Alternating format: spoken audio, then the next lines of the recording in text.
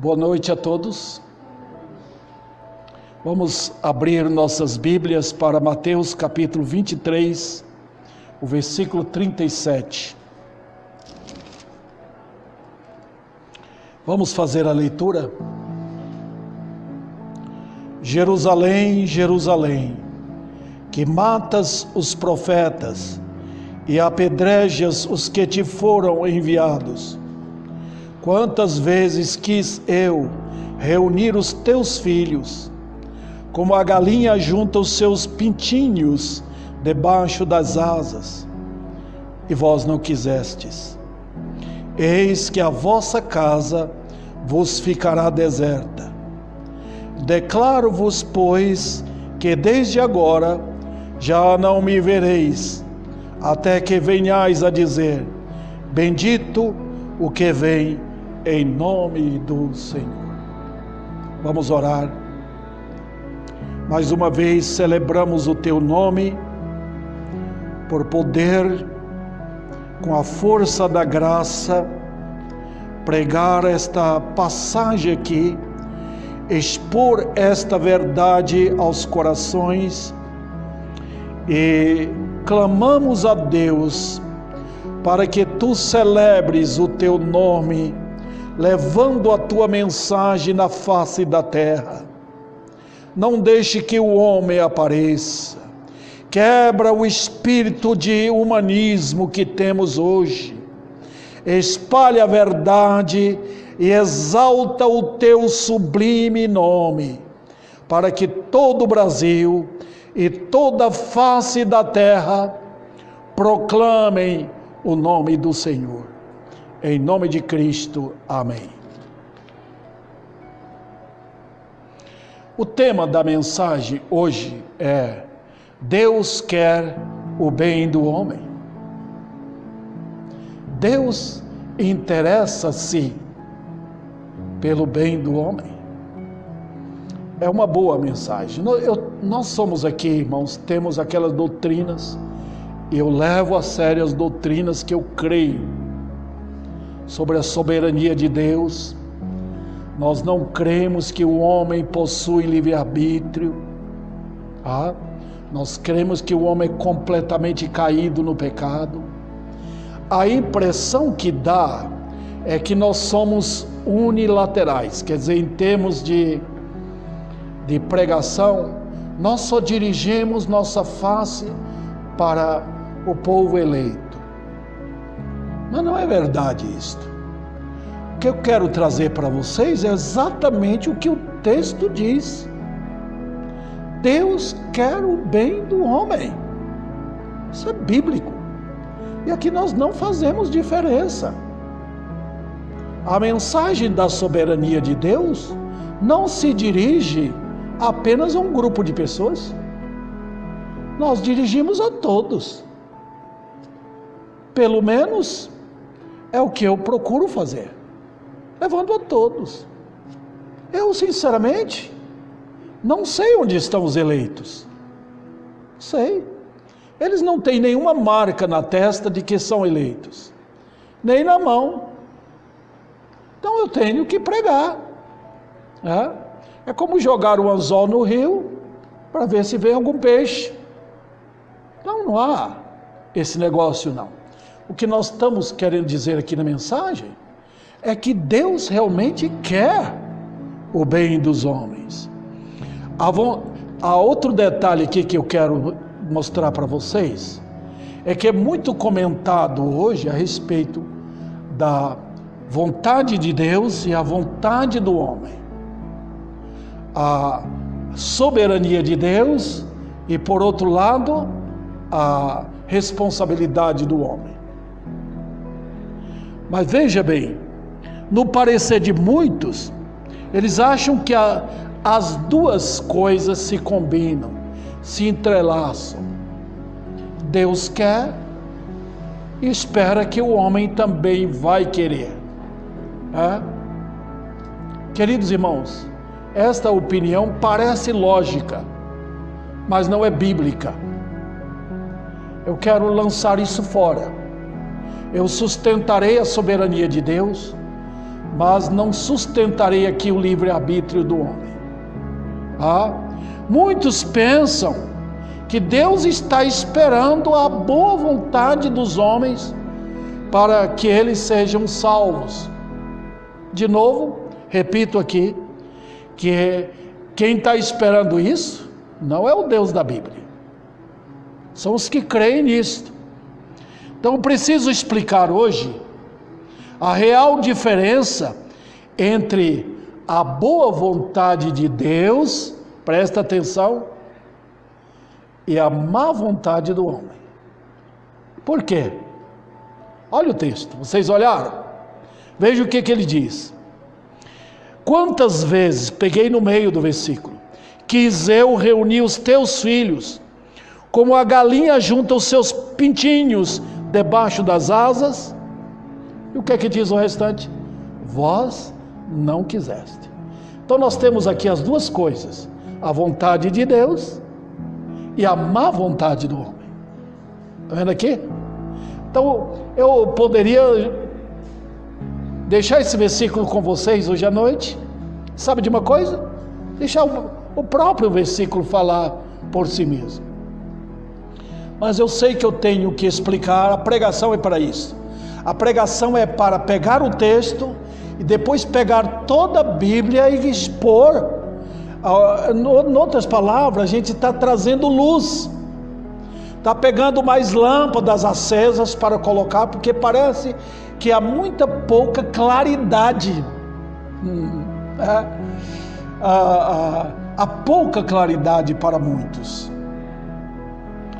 Ok, meus irmãos, antes de tudo, deixa eu explicar o contexto. Este capítulo 23 aqui é um capítulo impressionante.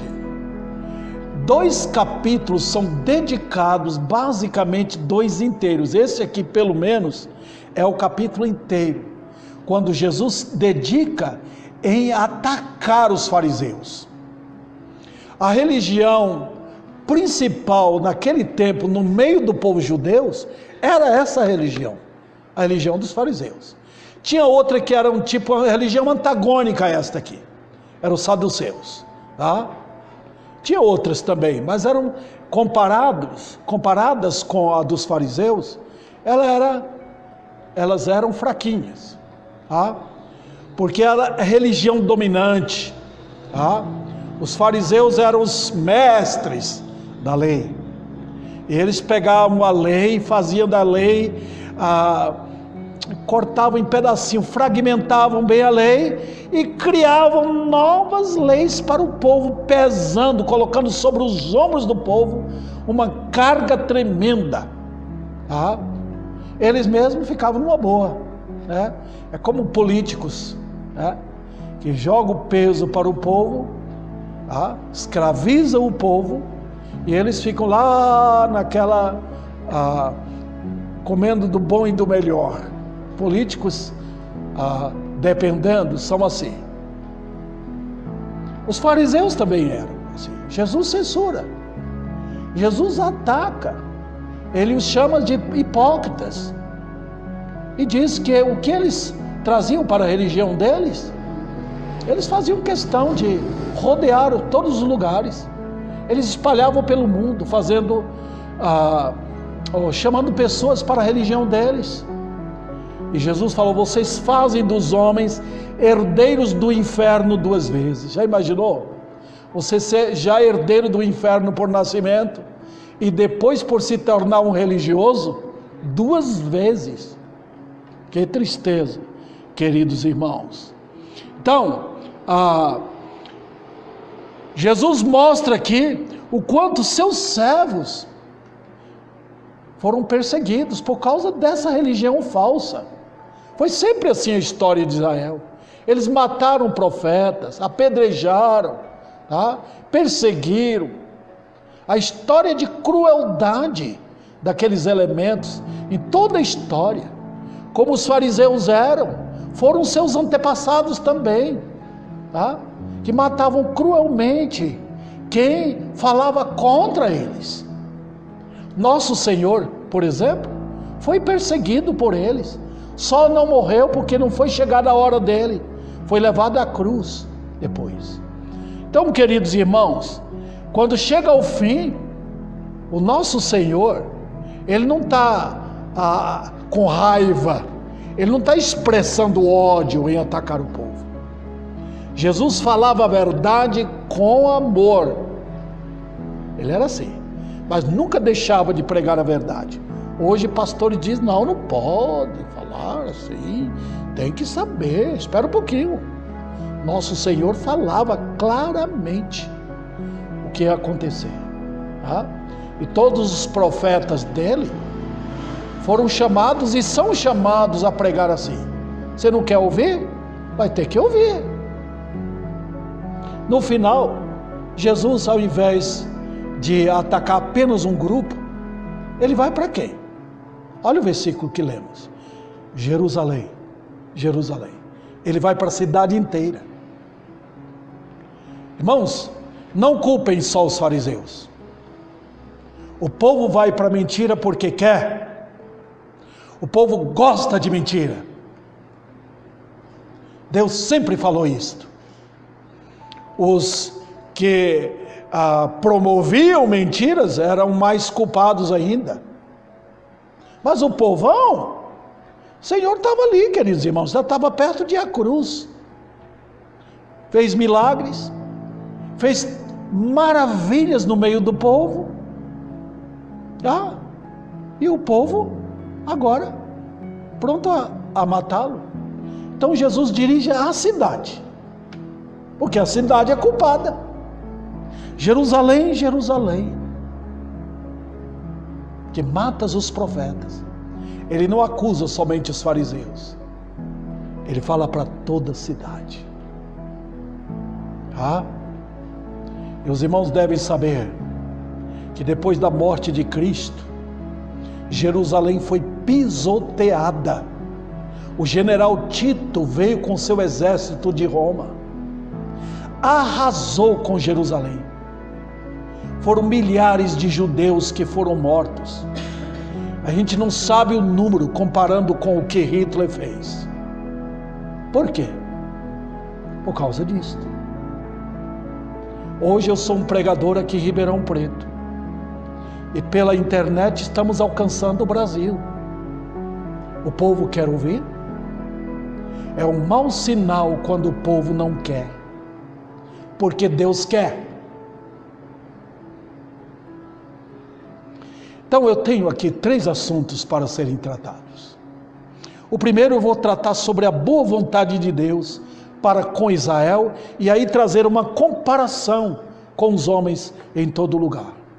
Em segundo lugar, eu vou mostrar que todo o problema não é com Deus, mas sim com os homens.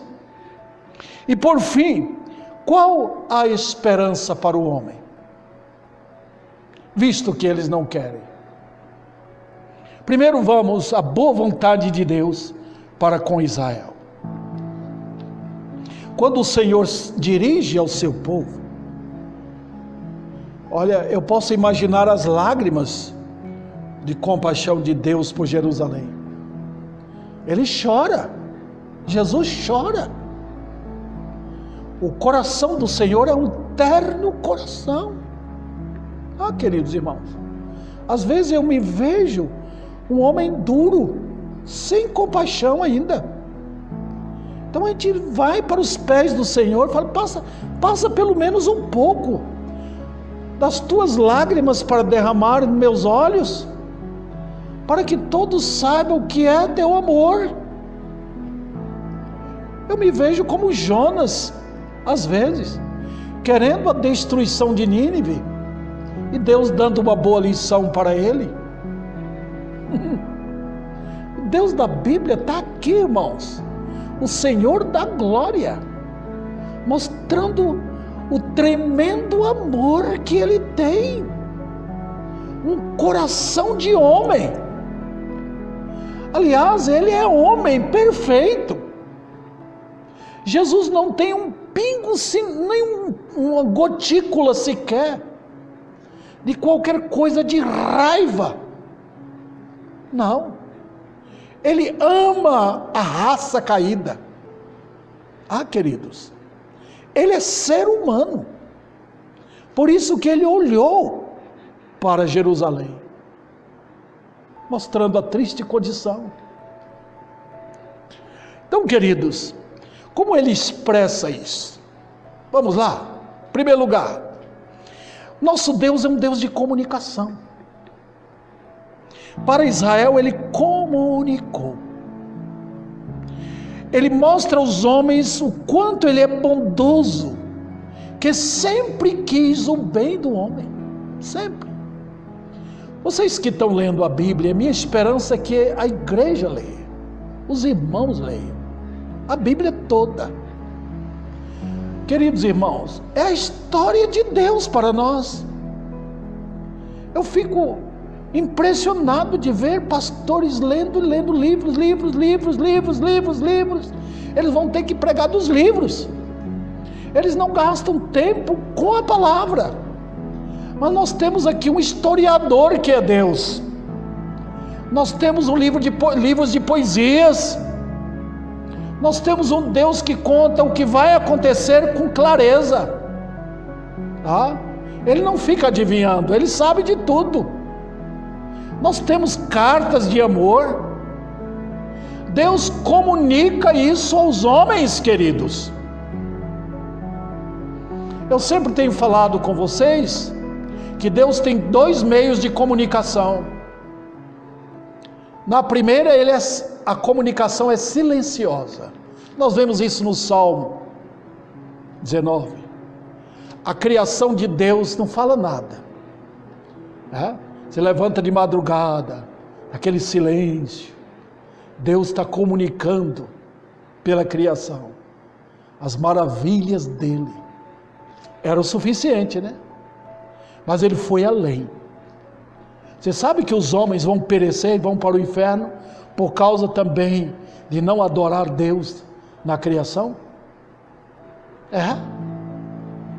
De usar toda a criação e não celebrar a glória de Deus. Vem então a segunda comunicação de Deus. Aqui é Deus falando. É o livro dele. É a documentação dele. Então, quando você abre cada página da Bíblia, é como se você estivesse abrindo a boca de Deus. Ele está falando. É assim o nosso Deus. Então, Israel nunca podia acusar que Deus nunca falou. Porque foi entre as nações o povo de real privilégio. Todos os homens que Deus usou para escrever sua palavra foram judeus, com exceção de Lucas, provavelmente de Marcos também. Mas notem, Israel nunca podia acusar Deus, porque ele comunicou seu povo. Olha, irmãos, em segundo lugar, aqui, as leis de Deus sempre provaram e provam o quanto Deus quer o bem dos homens. Nós temos dois tipos de leis na Bíblia. As leis que revelam o poder de Deus na criação. São decretos que não passam, não vão embora. Hoje é quarta-feira, hoje é domingo, na próxima semana temos outro domingo, é verão agora, virá o inverno, virá a primavera, e assim são os decretos de Deus, são as leis de Deus, mas também tem as leis de Deus, referindo ao quê? Referindo às suas leis morais. Não matarás, não furtarás, honra teu pai e tua mãe. E preste atenção, queridos, Deus fez com que as leis morais dele fossem e passassem para todos. Qual é a nação do mundo hoje que não sabe que matar é pecado? Qual a nação que não sabe? Quando uma nação, um povo desconhece totalmente isso, eles vão à loucura de matar as pessoas, como fazem tribos indígenas, sendo canibais, sendo terríveis nos laços deles. Tá? Mas nota, Deus passou suas leis. Então nós sabemos pela consciência. Cada ser humano tem uma consciência do que é certo e o que é errado. Isso Deus passa através, Ele mostra através das leis. Então por isso é necessário que pastores preguem a lei de Deus. Eles têm medo de pregar, perder o povo da igreja deles. Tá? Queridos irmãos, isso é errado. Eu tenho que pregar a lei. Ela é aquela que fura o homem. Ela corta, né? E depois vem a graça para trazer o remédio eficaz. Então precisa disso. Ninguém vai ao médico sem sentir alguma coisa. Não teria médicos em Ribeirão Preto se as pessoas, ninguém soubesse que estava doente, estava tudo bem. Não precisava. Então, queridos irmãos, as leis provam a boa vontade, o beneplácito de Deus em favor dos homens. Em quarto ou em terceiro lugar, as palavras de Deus aos homens sempre revelaram e revelam o quanto Ele é um Deus compassivo e benigno em relação aos homens. Deus nunca pega e aponta o seu revólver, por assim dizer. Deus nunca puxa o facão e fica mostrando, né? Os terroristas fazem isso. Deus não leva consigo explosivos para detonar. Não. Ele comunica bondade. Todos os dias, homens e mulheres podem ter o seu café da manhã, podem abrir a torneira, tem água para beber. As mulheres podem usar a água para lavar sua roupa, tomar seu banho. Tem a chuva que cai como caiu hoje. Tem um sol que brilha. Tudo dentro dos padrões e decretos de Deus. Ele é bondoso. Ele não vai atrás de um facínora e já mata de uma vez. Ele tem as leis e ele usa os homens, o sistema das nações para julgar e punir. Deus não vai assim, matando as pessoas, porque eles falam palavrões. Eles vão para suas casas, tem um lugar de dormir, tem a comida que vem à mesa, eles têm um trabalho deles para ganhar o seu pão de cada dia. É o Deus bondoso, comunicando com gentileza. Que maravilha! Isso é a criação de Deus. Outro detalhe aqui, que eu coloquei em quarto lugar. A criação de Deus prova o quanto Deus serve aos homens com excelência. Excelência. Não tem nada que Deus fez que seja meramente bom. Ele pôs excelência em tudo. O que estragou tudo foi o pecado. Olha a beleza das flores, olha as frutas, tudo perfeito, queridos. Olha os animais disponíveis, e assim ele serve com excelência. Olha os rios, né? Olha a família como ele a fez. Tudo, irmãos, ele expõe com excelência e bondade. Vamos adiante aqui. Eu coloco também em quinto lugar aqui, a salvação de Deus prova que Ele é um Deus de boa vontade. Aqui, desliguemos. Não vou falar aqui dos eleitos. Eu sei que Ele vai salvar os eleitos dele. Mas não é isso agora. Eu não estou abrindo a cortina para tratar sobre eleição. Estou descortinando aqui para que todos possam ver quem é esse Deus. Vamos comigo, irmãos, saindo um pouco aqui de Mateus, coloque alguma coisa aí, vamos para Lucas capítulo 2, aliás, numa passagem bem para o tempo agora do Natal, não é? Mas notem no capítulo 2 de Lucas, versículo 14, quando os anjos aparecem para notificar a todos o nascimento de Cristo, eles dizem o quê? Eles estão cantando o quê? Eles estão louvando como? Quais são as palavras dele? Glória a Deus nas maiores alturas. Nota o que os anjos fazem. Eles glorificam a Deus. Agora eles vão glorificar o homem? Não. Ele diz, por causa desse Deus glorioso, aí eles puxam como se estivesse trazendo chuva das nuvens lá dos céus, paz na terra entre os homens. Aí o espiritismo entra, os homens de boa vontade. Não, paz na terra entre os homens a quem ele quer bem. Olha, queridos irmãos, Deus querendo bem. Então ninguém pode acusar Deus de que Ele é um Deus injusto e cruel. Ninguém. Irmãos, deixa eu contar aqui, 1, 2, 3, 4, 5, 6. Em sexto lugar, os juízos de Deus sempre realmente mostraram o quanto Deus demorou para julgar, o quanto tomou a frente para impedir que os homens sofressem castigo. Os irmãos não pensem que Deus castigou Sodoma e Gomorra de repente. Foram anos e anos e anos ali, até que a iniquidade deles foi subindo, irmãos, aquela coisa nojenta, amontoando, né?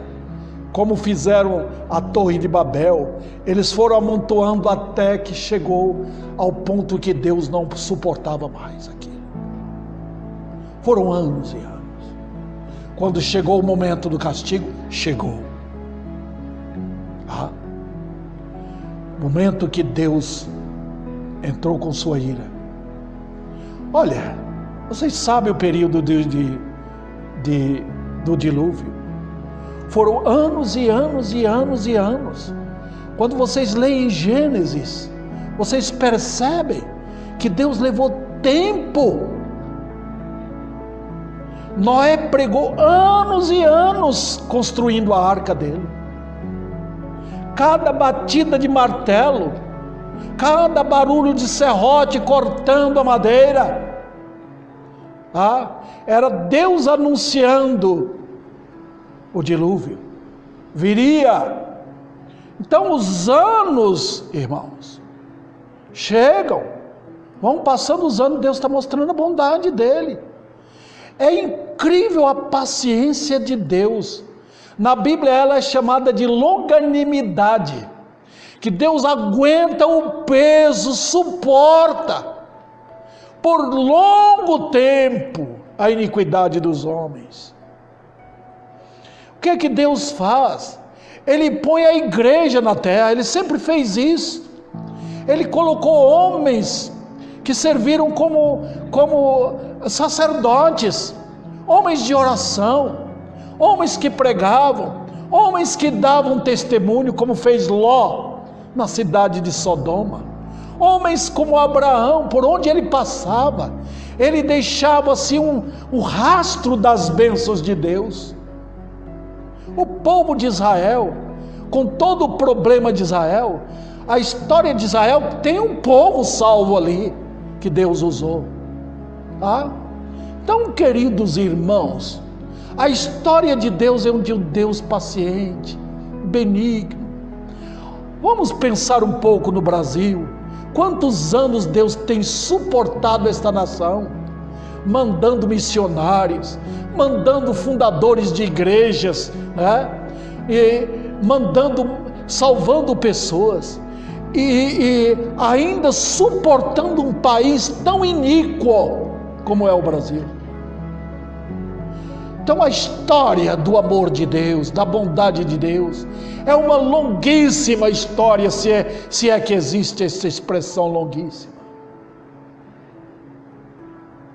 Também, queridos, Deus nunca teve o prazer de mostrar a sua ira. Nunca. Eu falei para vocês usando essa ilustração. Deus não é impetuoso como os homens chegam repentinamente, quer matar o inimigo, né? Ficando com raiva. Deus, no seu, vamos dizer assim, nos seus majestosos atributos, um atributo equilibra o outro, incrível. A bondade e a longanimidade de Deus segura a mão dele que vem para matar.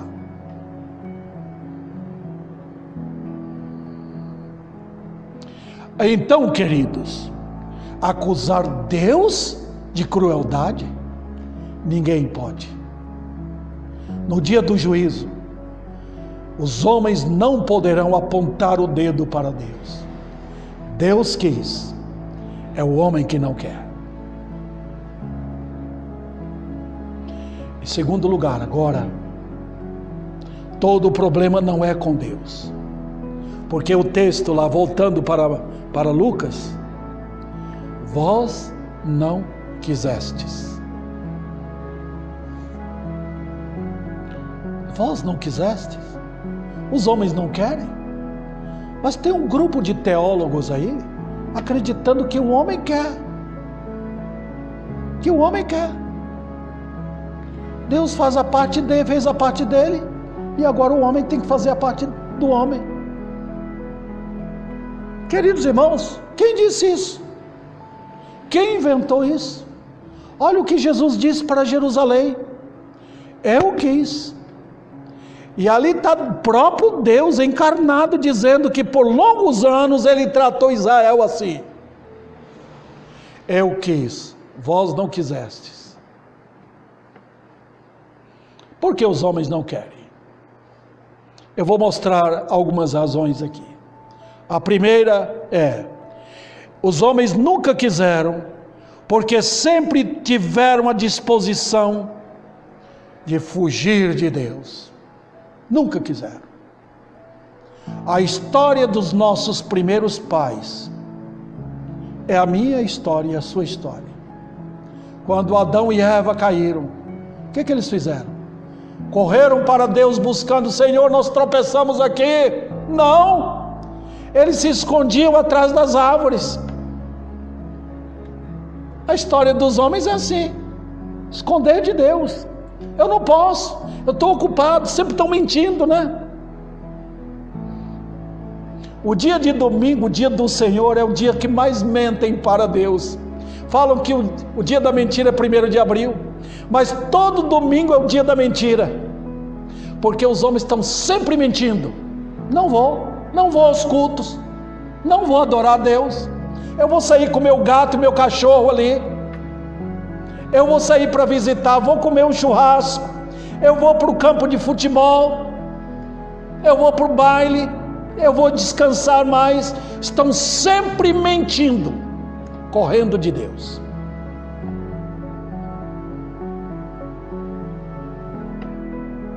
Nunca quiseram. Por quê? Eles sempre se ajuntaram para declarar guerra contra Deus. E não mudou. Fizeram assim no dilúvio. Uma língua só tinha naquele tempo. E eles fizeram uma só nação naquele mundo, naquele tempo, para reunir contra Deus. Nós não cremos no dilúvio. Nós vamos continuar nossa vida tortuosa na face da terra. Nós temos plano de mudar o mundo. Nós temos plano de edificar uma cidade maravilhosa. Nós temos planos. Foi a ideia de Caim, foi a ideia que desenvolveu naquele tempo, tá? Um mundo melhor, um mundo sem Deus. Mudou? Não. Depois do dilúvio, eles se ajuntaram para fazer a Torre de Babel, para ver como estudava, de como eles podiam juntos declarar guerra contra os céus. Foi Deus que dividiu as línguas por causa disso. Foi sempre assim. A história de Israel foi assim.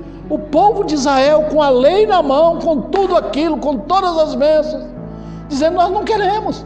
Nós queremos ser iguais aos outros povos. Nós queremos adorar nossos moloques, nossos astarotes, nossos demônios.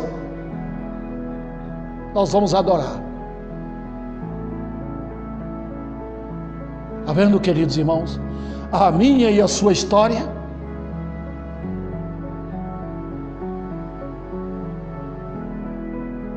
Nunca quiseram, porque sempre buscaram uma zona de conforto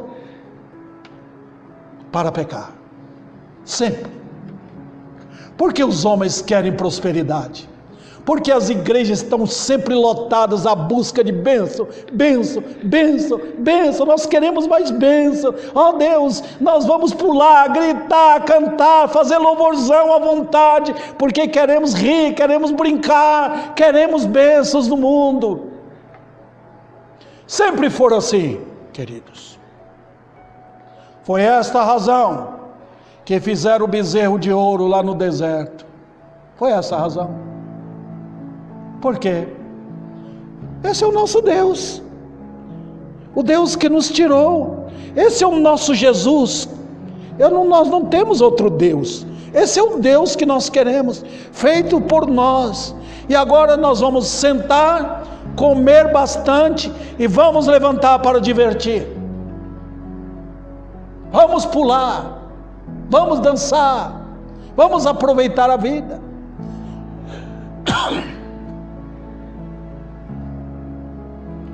Eles querem uma zona de conforto. E Deus não tem isso. Ele chama pecadores ao arrependimento, para transportá-los em guerra contra o diabo para o céu. Nunca quiseram, porque a presença santa de Deus atrapalha seus planos de pecar.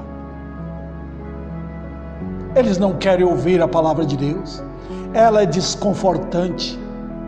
Eles querem e pagam para os pastores pregar o que eles gostam de ouvir, aquilo que faz cócegas nos ouvidos. Eles gostam disso.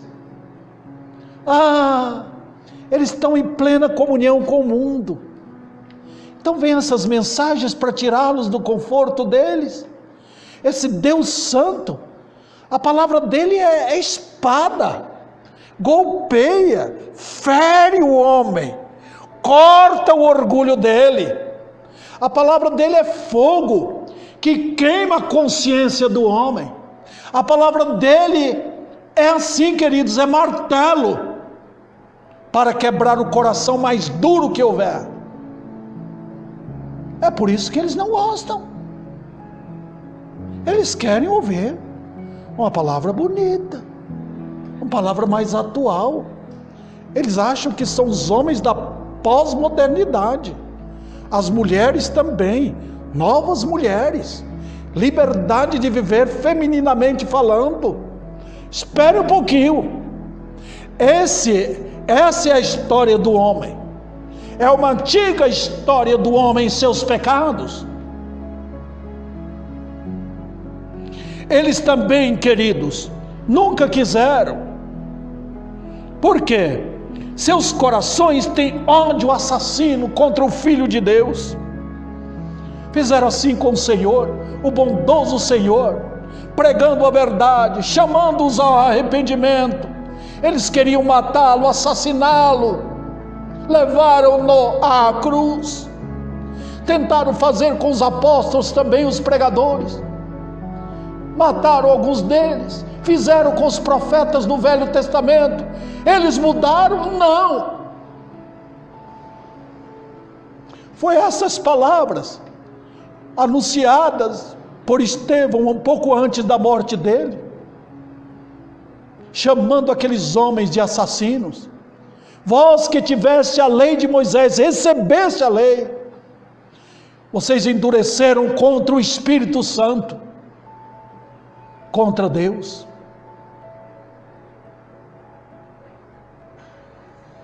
também, irmãos, nunca quiseram, mesmo diante das manifestações de juízos de Deus.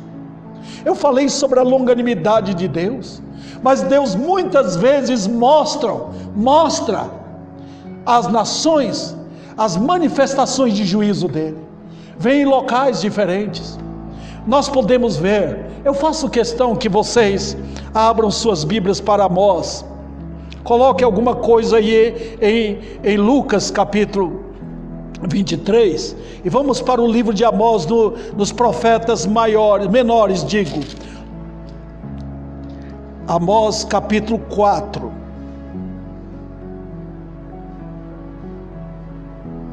Veja a partir do versículo 4, o que Deus está dizendo para o povo de Israel através do profeta Amós. Vinde a Betel e transgredi. Já imaginou? Deus falando, vinde à igreja para pecar ali. Olha, a Gilgal, e multiplicai as transgressões. Cada manhã trazei os vossos sacrifícios, 3 em 3 dias dízimos. Ofereceis sacrifícios de louvores do que é levedado, apregoai ofertas voluntárias, publicai-as, porque disso gostais, ó filhos de Israel. Está vendo? É disso que o povo gosta, comida. Então vamos juntar dentro da igreja, vamos reunir os pratos aí. Impressionante. Olha o que ele diz mais, versículo 6. Deixei de dentes limpos em todas as vossas cidades. Período de fome, irmãos. E o que diz no final do versículo? Contudo, não vos convertestes a mim. Versículo 7. Retive de vós a chuva 3 meses. Versículo 8. Andaram 2 ou 3 cidades, indo a outra para beberem água, mas não saciaram. Contudo, não vos convertestes a mim. Versículo 9. Feriu-vos com crestamento e a ferrugem, a multidão das vossas hortas, das vossas vinhas, das vossas figueiras, das vossas oliveiras, devorou ao gafanhoto, contudo não vos convertestes a mim. Enviei, versículo 10, os vossos jovens enviei contra vós outros a maneira do Egito, a peste a maneira do Egito. Os vossos jovens matei a espada, vossos cavalos deixei-os levar preso, e o mau cheiro dos vossos arraiais fiz subir aos vossos narizes, contudo não vos convertestes a mim. E no final aqui, versículo 11, subverti alguns dentre vós, como Deus subverteu a Sodoma e Gomorra, e vós fostes como um tição arrebatado da fogueira, contudo não vos convertestes a mim. Então, está vendo? Quando vocês falei tanto da bondade de Deus, ele não foi bondoso? E agora do juízo de Deus? Olha aquele lugar pegando fogo, olha aquele lugar inundado por águas, olha aquele outro lugar seca tremenda, o povo não tem água para beber, olha a guerra, olha os animais matando a plantação. Será que isso vai resolver? Não. Não vos convertestes a mim. Então nem bondade, nem juízo atrai os homens.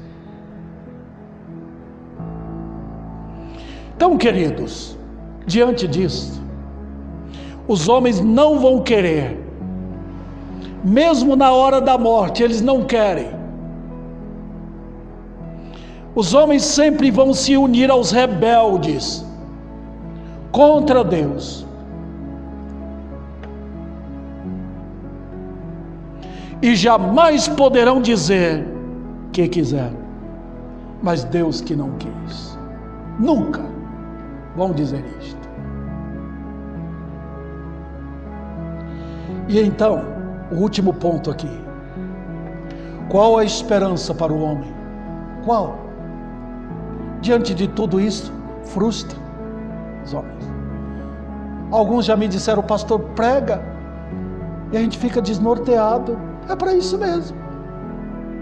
é para que a fé de vocês não seja posta no homem, é para que vocês voltem para Deus.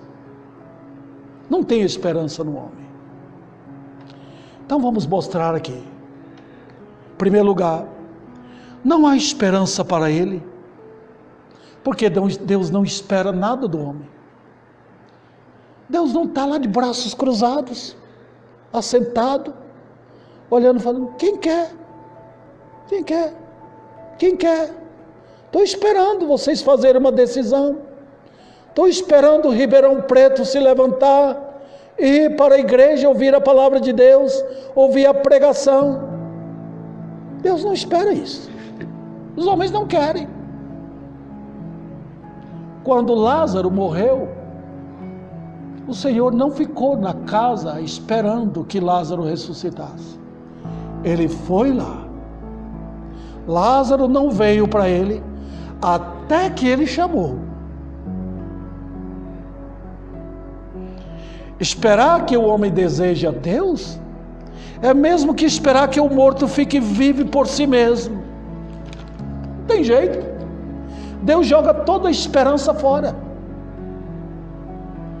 Também, queridos, não há qualquer esperança que algo há de mudar, porque agora mesmo tudo está dizendo que não, que os homens estão dizendo que não vão querer saber de Deus. Saiam, vão aí fora, convidam crentes, seus amigos e vizinhos: vamos ouvir, vamos ouvir. E suas bocas vão dizer: nós não queremos, não queremos. Não, nós temos isso, nós temos aquele compromisso, nós temos nosso sistema de crer, nós estamos ocupados demais. Não vão querer. Não vão. Não estou dizendo que vocês não vão fazer isso, devem fazer, convidem. Mas eu aconselho a cada crente: dobre os joelhos antes e peça ao Senhor: eu quero levar pessoas para ouvir a palavra de Deus. Qual a decisão dos homens? A decisão já está definida. Nós estamos querendo buscar alegria aqui. Nós não queremos o caminho para o céu. É um caminho difícil, o caminho é estreito. Eu não quero carregar a cruz, eu não quero seguir a Jesus, eu não quero servi-lo. Não, eu não quero batalha contra as trevas. Nós queremos alegria aqui. Esse é o mundo que nós sempre quisemos. É a história de Caim, está até hoje. Está mostrada aqui em Ribeirão Preto e no mundo.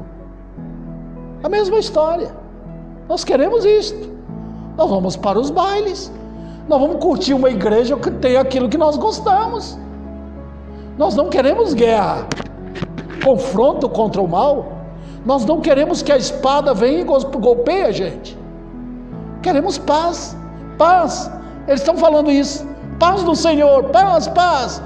Mas notem, a Bíblia fala de guerra, guerra contra o pecado, guerra contra o mal.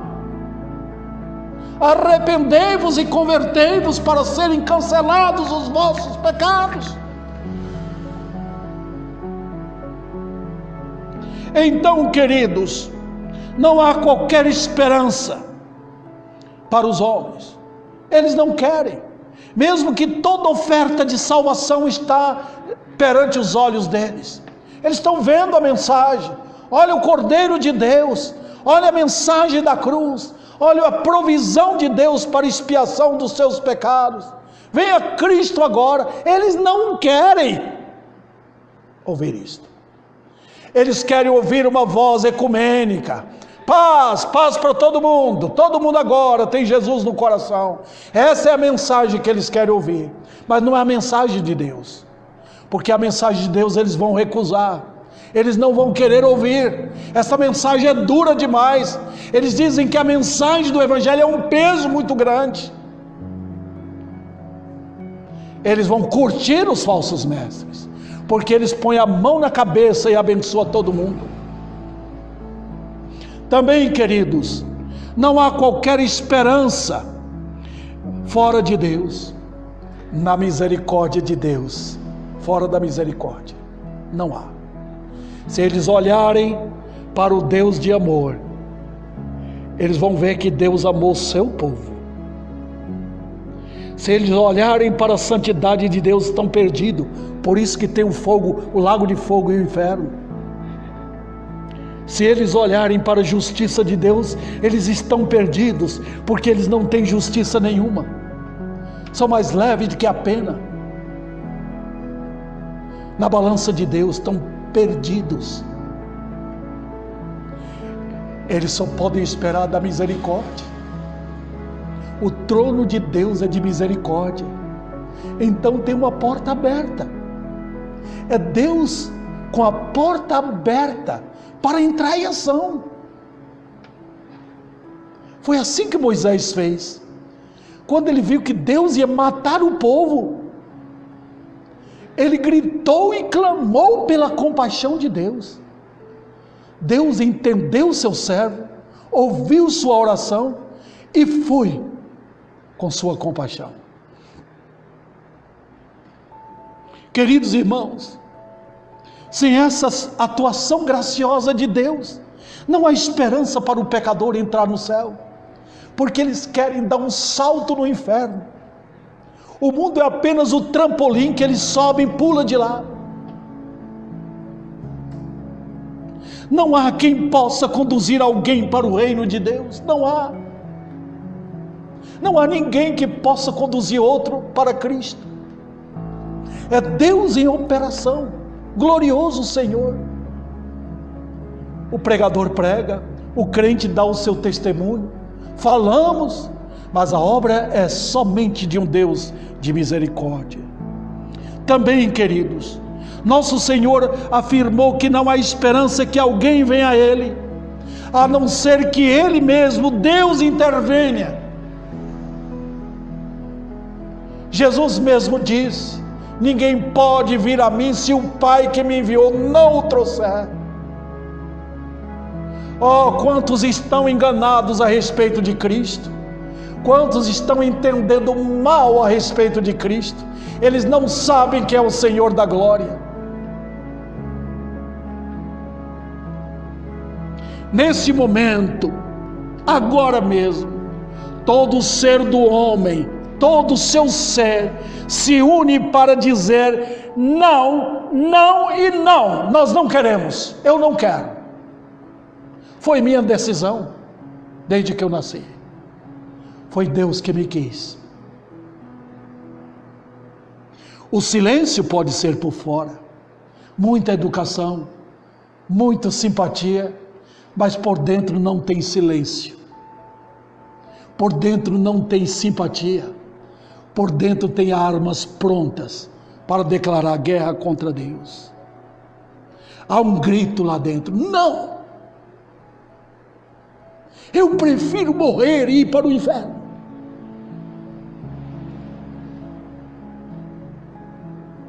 Não havia qualquer esperança em Saulo de Tarso, se não fosse a intervenção do próprio Senhor Jesus Cristo, chegando para ele, chamando ele. Os outros foram embora. Era só Saulo de Tarso. O Senhor havia escolhido.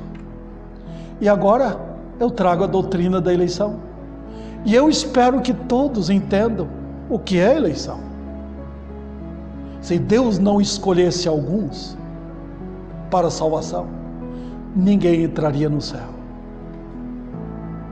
Eu, Davi, pobre pecador, ovelha errante, fui salvo porque meu Senhor veio por mim e me salvou. Todo crente pode dizer isto. Está vendo? Agora, você pergunta: pastor, eu sou eleito? Deixa eu perguntar, você está querendo Cristo? Está desejando o perdão dos seus pecados? Quer esta tão grande salvação? Quer escapar da ira de Deus? Está arrependido dos seus pecados? Tá? Você diz sim? Então você é um eleito. Talvez haja algum crente que está duvidando que é eleito. Escute, você gosta do mundo? Prefere o mundo? Ama este mundo satânico? Odeia a verdade e prefere a mentira? Então você não é eleito. Você tem a marca do anticristo na sua testa e na sua mão direita. Mas se você ama a santidade, luta contra o mal diariamente, você é um crente. Você está caminhando para o céu.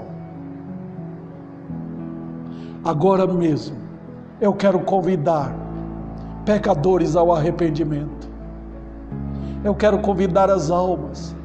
Chega a Cristo. Quando eu ordeno, você diz, pastor, mas o homem não quer. Quando eu estou pregando, o poder não é do homem, o poder é de Deus. Quando o pregador levanta a voz, alça a voz, ele está dirigindo a vontade de Deus. E quando pecadores vêm a Cristo, há um sinal marcante de que o Deus de misericórdia entrou em ação. Então vocês que me ouvem, nós estamos trabalhando, um grupo de pessoas orando, pessoas no Brasil inteiro orando por avivamento, pregadores prontos para pregar. Então não é um trabalho feito de última hora, é com assunto sério. Nós estamos lidando com a palavra de Deus, nós estamos pedindo que a misericórdia de Deus venha como um oceano sobre o Brasil, sobre Ribeirão Preto e sobre o mundo, porque é esse Deus entrando em ação. Por fim, eu encerro aqui, dizendo que a igreja trabalha assim. A igreja trabalha debaixo dessa misericórdia. Os santos de Deus vivem assim, em oração, lendo a Bíblia, testemunhando, obedecendo, estando juntos, lá trabalhando, lutando contra o mal. Nós estamos caminhando, queridos irmãos, para o céu. E nós vamos enfrentar guerra até na entrada do portão celestial. E olhando ainda e vendo os poderes das trevas vindo contra nós. Até que nós respiremos na entrada lá. Aquela atmosfera santa. E pelas suas portas não entrarão mentiras. Maldade nenhuma. Tudo ficará fora. Aqui no mundo não. Lá sim. Ó, que o Senhor toma a sua palavra, edifica o seu povo e venha hoje salvar perdidos.